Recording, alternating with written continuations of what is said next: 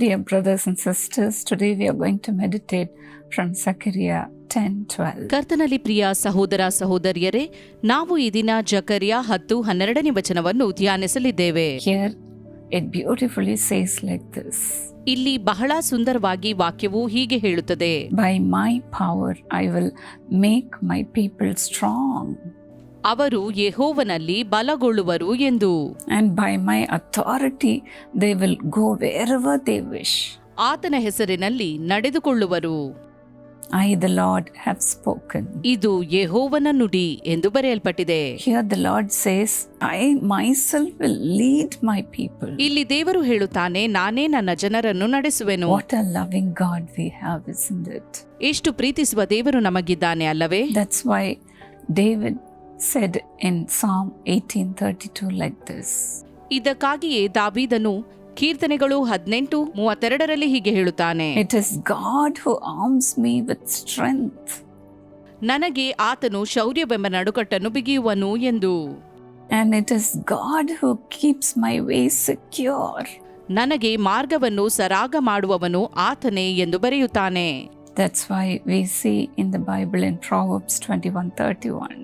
ಇದಕ್ಕಾಗಿಯೇ ಜ್ಞಾನೋಕ್ತಿಗಳು 21:31 ವಚನದಲ್ಲಿ ನಾವು ಹೀಗೆ ನೋಡುತ್ತೇವೆ: The horse is made ready for the day of battle. ಅಶ್ವಬಲವು ಯುದ್ಧ ದಿನಕ್ಕಾಗಿ ಸನ್ನದ್ಧವಾಗಿದ್ದರು, But victory comes from the Lord. ಜಯವು ಯೆಹೋವನಿಂದಲೇ ಆಗಿದೆ. Yes, dear friends, it is the Lord who gives us victory in all our battles. ಹೌದು ಪ್ರಿಯ ಸ್ನೇಹಿತರೆ, ನಮ್ಮೆಲ್ಲ ಯುದ್ಧಗಳಲ್ಲಿ ದೇವರೇ ನಮಗೆ ಜಯವನ್ನು ನೀಡುವಾತನಾಗಿದ್ದಾನೆ. If God be for us, who can be against us? ದೇವರು ನಮ್ಮ ಕಡೆ ಇದ್ದರೆ ನಮ್ಮನ್ನು ಎದುರಿಸುವವರು ಯಾರು? In Israel, the defense forces have advanced technology. ಇಸ್ರಾಯೇಲಿನ ರಕ್ಷಣಾ ಪಡೆಗಳು ಅತ್ಯಾಧುನಿಕ ತಂತ್ರಜ್ಞಾನವನ್ನು ಹೊಂದಿವೆ. The defense forces give training to their citizens.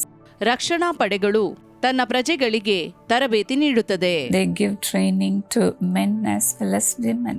ಗಂಡಸರಿಗೂ ಹೆಂಗಸರಿಗೂ ಅವರು ತರಬೇತಿ ನೀಡುತ್ತಾರೆ. The defense forces play an important role in every one of their lives. ಅಲ್ಲಿನ ಪ್ರತಿಯೊಬ್ಬರ ಜೀವಿತದಲ್ಲಿ ರಕ್ಷಣಾ ಪಡೆಯು ಮುಖ್ಯ ಸ್ಥಾನ ವಹಿಸುತ್ತದೆ. They say we are so prepared for the battle. ಅವರು ಹೇಳುತ್ತಾರೆ, ನಾವು ಯುದ್ಧದ ದಿನಕ್ಕಾಗಿ ಸನ್ನದ್ಧರಾಗಿದ್ದೇವೆ. But then the Lord here says, I am the one who prepares you for the battle. ಆದರೆ ಇಲ್ಲಿ ದೇವರು ಹೇಳುತ್ತಿದ್ದಾನೆ, ನಿಮ್ಮನ್ನು ಯುದ್ಧ ಸನ್ನದ್ಧರನ್ನಾಗಿ ಮಾಡುವುದು ನಾನೇ. I am the one who will be giving you strength. ನಾನೇ ನಿಮಗೆ ಬಲವನ್ನು ದಯಪಾಲಿಸುವಾತನು ಎಂದು ದೇವರು ಹೇಳುತ್ತಾನೆ. Yes, the Lord himself went before the people of Israel wherever they went. ಇಸ್ರಾಯೇಲ್ಯರು ಯಾವೆಲ್ಲ ಕಡೆಗಳಿಗೆ ಹೋದರೋ ಅಲ್ಲಿಗೆ ದೇವರು ಅವರ ಮುಂದಾಗಿ ಹೋಗುತ್ತಿದ್ದನು ಎಂಬುದಾಗಿ ನೋಡುತ್ತೇವೆ. He was the one who fought all their battles. ಅವರೆಲ್ಲ ಯುದ್ಧಗಳಲ್ಲಿ ಹೋರಾಡಿದಾತನು ದೇವರೇ ಆಗಿದ್ದಾನೆ. Till today, the Lord is doing that for the people of Israel. ಇಸ್ರಾಯೇಲರಿಗಾಗಿ ಇಂದಿಗೂ ದೇವರು ಇದನ್ನೇ ಮಾಡುತ್ತಿದ್ದಾನೆ. That's why they are winning all the battles. ಅದಕ್ಕಾಗಿಯೇ ಅವರು ಎಲ್ಲಾ ಯುದ್ಧಗಳನ್ನು ಜಯಿಸುತ್ತಾರೆ.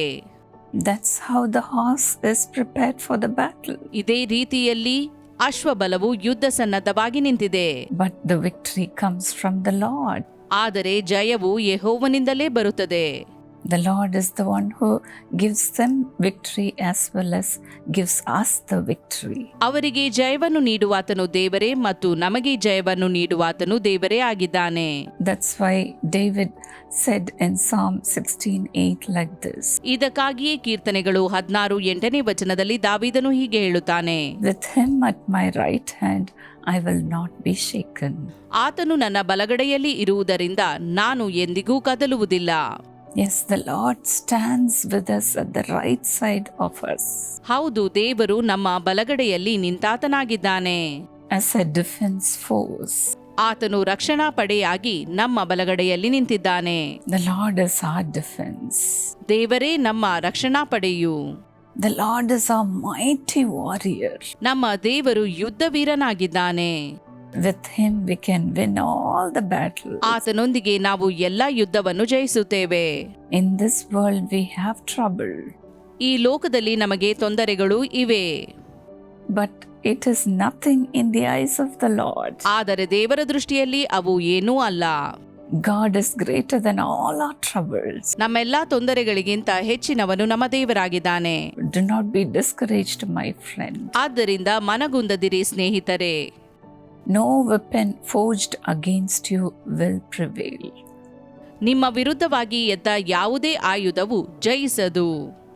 Enemy can have so many plans against you. ವೈರಿಯು ನಿಮ್ಮ ವಿರುದ್ಧವಾಗಿ ಅನೇಕ ಯೋಜನೆಗಳನ್ನು ಮಾಡಬಹುದು. The people of the world will have so many plans to come against you. ನಿಮ್ಮ ವಿರುದ್ಧವಾಗಿ ಬರುವುದಕ್ಕಾಗಿ ಲೋಕದ ಜನರಲ್ಲಿ ಅನೇಕ ಯೋಜನೆಗಳಿರಬಹುದು. But you will win all the battles. ಆದರೆ ನೀವು ಎಲ್ಲಾ ಯುದ್ಧಗಳನ್ನು ಜಯಿಸುವಿರಿ. You will come out of it. ನೀವು ಅದರಿಂದ ಹೊರಗೆ ಬರುವಿರಿ. Never be discouraged, dear friend. ಆದ್ದರಿಂದ ಎಂದಿಗೂ ಧೈರ್ಯಗೆಡಬೇಡಿರಿ. Just be quiet in the Lord. ದೇವರಲ್ಲಿ ನೀವು ಸುಮ್ಮನೆ ಇರ್ರಿ. That's why David said in Psalm 62:5 like this. ಇದಕ್ಕಾಗಿಯೇ ದಾವೀದನು ಕೀರ್ತನೆಗಳು 62:5ನೇ ವಚನದಲ್ಲಿ ಹೀಗೆ ಹೇಳುತ್ತಾನೆ. Have rest, O my soul, in God alone. ನನ್ನ ಮನವೇ ದೇವರನ್ನೇ ನಂಬಿ ಶಾಂತವಾಗಿರು ಎಂಬುದಾಗಿ. My expectation comes from the Lord. ನನ್ನ ನಿರೀಕ್ಷೆಯು ನೆರವೇರುವುದು ಆತನಿಂದಲೇ. Yes, dear friend, your strength comes from the Lord. ಹೌದು ಪ್ರಿಯ ಸ್ನೇಹಿತರೆ, ನಿಮ್ಮ ಬಲವು ದೇವರಿಂದಲೇ ಬರುತ್ತದೆ. And you will walk with all his authority. ಮತ್ತು ಆತನೇ ನಿಮಗೆ ಮಾರ್ಗ ನಡೆಸುವನು. It's enough you have been afraid of the devil. ನೀವು ಸೈತಾನನಿಗೆ ಭಯಪಟ್ಟದ್ದು ಇನ್ನೂ ಸಾಕು. From now on, you will drive out the demons. ಈ ದಿನ ಮೊದಲುಗೊಂಡು ನೀವು ದೆವ್ವಗಳನ್ನು ಓಡಿಸುವಿರಿ. The Lord will give you such a strength to win all your battles. ನಿಮ್ಮೆಲ್ಲ ಯುದ್ಧಗಳನ್ನು ಜಯಿಸುವುದಕ್ಕೆ ದೇವರೇ ನಿಮಗೆ ಬಲವನ್ನು ನೀಡುವನು. Lord Jesus, thank you for this beautiful promise you have given your children today. ಕರ್ತನಾದ ಯೇಸುವೆ, ನಿನ್ನ ಮಕ್ಕಳಿಗಾಗಿ ನೀನು ಮಾಡಿದ ಈ ವಾಗ್ದಾನಕ್ಕಾಗಿ ನಿನಗೆ ಸ್ತೋತ್ರವಾಗಲಿ. Lord, by your power, strengthen your people, Lord. ಕರ್ತನೆ, ನಿನ್ನ ಬಲದಿಂದ ನಿನ್ನ ಜನರನ್ನು ಬಲಪಡಿಸು ಎಂದು ಬೇಡುತ್ತೇನೆ. Empower them, Lord, ಅವರನ್ನು ಬಲಗೊಳಿಸು ದೇವರೇ. to stand tall, ಅವರು ಎತ್ತರದಲ್ಲಿ ನಿಲ್ಲುವಂತೆ ಮಾಡು. to win all the battles. ಎಲ್ಲಾ ಯುದ್ಧಗಳನ್ನು ಜಯಿಸುವಂತೆ ಮಾಡು. Strengthen their hands. ಅವರ ಕೈಗಳನ್ನು ಬಲಪಡಿಸು. Strengthen their hearts. ಅವರ ಹೃದಯವನ್ನು ಬಲಪಡಿಸು. Lord, help them to walk with your character, O God. ನಿನ್ನ ನಡತೆಯನ್ನು ಹೊಂದಿದವರಾಗಿ ಅವರು ನಡೆಯುವಂತೆ ನೀನು ಮಾಡು. To walk in your name. ನಿನ್ನ ನಾಮದಲ್ಲಿ ನಡೆಯುವಂತೆ. Let their mouth confess your name, O God. ಅವರ ಬಾಯಿ ನಿನ್ನ ನಾಮವನ್ನು ಅರಿಕೆ ಮಾಡಲಿ. Jesus, put your name upon their foreheads, O God. ಅವರ ಹಣೆಯ ಮೇಲೆ ಯೇಸುವೆ ನಿನ್ನ ನಾಮವನ್ನು ಬರೆ ಎಂದು ಬೇಡುತ್ತೇನೆ. And help them to walk with their heads held high. ಅವರು ತಲೆ ಎತ್ತಿ ನಡೆಯುವಂತೆ ನೀನು ಸಹಾಯ ಮಾಡು ದೇವರೇ. No harm should ever come near them, Lord. ಯಾವುದೇ ಕೇಡು ಅವರ ಬಳಿಗೆ ಬಾರದಿರಲಿ ದೇವರೇ. Let your children be very strong like a lion. ನಿನ್ನ ಮಕ್ಕಳು ಸಿಂಹದಂತೆ ಬಲಗೊಳ್ಳಲಿ ದೇವರೇ. Thank you, Lord, for you are going with them as a defensive force. ಕರ್ತನೆ, ನೀನು ರಕ್ಷಣಾ ಪಡೆಯಾಗಿ ನಿನ್ನ ಮಕ್ಕಳೊಂದಿಗೆ ಹೋಗುವುದಕ್ಕಾಗಿ ನಿನಗೆ ಸ್ತೋತ್ರ. Thank you, Lord. ಸ್ತೋತ್ರ ದೇವರೇ. You are going to win all their battles. ನೀನು ಅವರ ಎಲ್ಲಾ ಯುದ್ಧಗಳನ್ನು ಜಯಿಸುತ್ತಿ. You are going to give them victory in all their battles. ಅವರೆಲ್ಲ ಯುದ್ಧಗಳಲ್ಲಿ ನೀನು ಅವರಿಗೆ ಜಯ ನೀಡುವಿ. Lord, Father, let the court cases come in favor of them, Lord. ಎಲ್ಲ court ಕೇಸ್ಗಳ ಫಲಿತಾಂಶವು ಇವರ ಪರವಾಗಿರಲಿ. Those who are coming against them, let them make peace with them, O God. ಇವರ ವಿರುದ್ಧವಾಗಿ ಬರುವವರು ಇವರೊಂದಿಗೆ ಶಾಂತಿ ಸಂಧಾನ ಮಾಡಿಕೊಳ್ಳಲಿ. Father, take away all the obstacles. ತಂದೆಯೇ, ಎಲ್ಲ ಅಡೆತಡೆಗಳನ್ನು ತೆಗೆ. You be their defensive force and fight all their battles, O God. ನೀನೇ ಅವರ ರಕ್ಷಣಾ ಪಡೆಯಾಗಿದ್ದುಕೊಂಡು ಅವರ ಪರವಾಗಿ ನೀನು ಯುದ್ಧ ಮಾಡು ಎಂಬುದಾಗಿ ನಿನ್ನಲ್ಲಿ ಬೇಡುತ್ತೇನೆ. In Jesus' name. ಯೇಸುವಿನ ನಾಮದಲ್ಲಿ amen. God bless you, dear friends. ದೇವರು ನಿಮ್ಮನ್ನು ಆಶೀರ್ವದಿಸಲಿ ಸ್ನೇಹಿತರೆ. The Lord is coming along with you. ದೇವರು ನಿಮ್ಮೊಂದಿಗೆ ಬರುತ್ತಿದ್ದಾನೆ. You will win all your battles. ನೀವು ನಿಮ್ಮೆಲ್ಲ ಯುದ್ಧಗಳನ್ನು ಜಯಿಸುವಿರಿ. Dear brothers and sisters, we need volunteers in all our prayer towers. ಪ್ರಿಯ ಸಹೋದರ ಸಹೋದರಿಯರೇ, ನಮ್ಮೆಲ್ಲ ಪ್ರಾರ್ಥನಾ ಗೋಪುರಗಳಿಗೆ ಸ್ವಯಂ ಸೇವಕರ ಅಗತ್ಯವಿದೆ. I know during this summer season, you'll be having some leisure time. ನನಗೆ ಗೊತ್ತಿದೆ, ನಿಮಗೆ ಈ ಬೇಸಿಗೆ ಕಾಲದಲ್ಲಿ ಸ್ವಲ್ಪ ಬಿಡುವಿನ ಸಮಯವಿದೆ. Give your time for the Lord. ಆ ಸಮಯವನ್ನು ದೇವರಿಗೆ ಕೊಡಿರಿ. You can come and pray as a prayer intercessor in our telephone prayer tower. ನೀವು ಬಂದು ನಮ್ಮ ದೂರವಾಣಿ ಸೇವೆಗೆ ಬೆಂಬಲಿಸುವ ಮೂಲಕ ಪ್ರಾರ್ಥನಾ ಮಧ್ಯಸ್ಥಗಾರರಾಗಿ ಸೇವೆ ಸಲ್ಲಿಸಬಹುದು. You can pray for the people. ನೀವು ಜನರಿಗಾಗಿ ಪ್ರಾರ್ಥಿಸಬಹುದು. Or else you can come and serve the people in the prayer tower. ಇಲ್ಲವಾದರೆ ಪ್ರಾರ್ಥನಾ ಗೋಪುರಕ್ಕೆ ಬಂದವರಿಗಾಗಿ ನೀವು ಸೇವೆ ಮಾಡಬಹುದು. Give your time, your talent for the Lord. ನಿಮ್ಮ ಸಮಯವನ್ನು, ನಿಮ್ಮ ತಲಾಂತನ್ನು ದೇವರಿಗೆ ಕೊಡಿರಿ. May God bless you richly. ದೇವರು ನಿಮ್ಮನ್ನು ಹೇರಳವಾಗಿ ಆಶೀರ್ವದಿಸಲಿ. If you want to be a volunteer, please contact us through this telephone number which is on the screen. ನೀವು ಸ್ವಯಂ ಸೇವಕರಾಗುವುದಕ್ಕೆ ಬಯಸುವುದಾದರೆ ಸ್ಕ್ರೀನ್ನಲ್ಲಿ ಕಾಣುತ್ತಿರುವ ದೂರವಾಣಿ ಸಂಖ್ಯೆಗೆ ಕರೆ ಮಾಡಿ. May God use you mightily. ದೇವರು ನಿಮ್ಮನ್ನು ಘನವಾಗಿ ಉಪಯೋಗಿಸಲಿ. Precious Ancestor Olivia D'Souza, along with you, I wish your beloved father, Mr. J.B. Pinto, a happy birthday.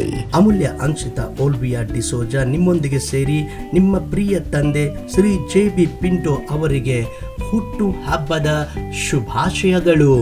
God bless you, precious brother.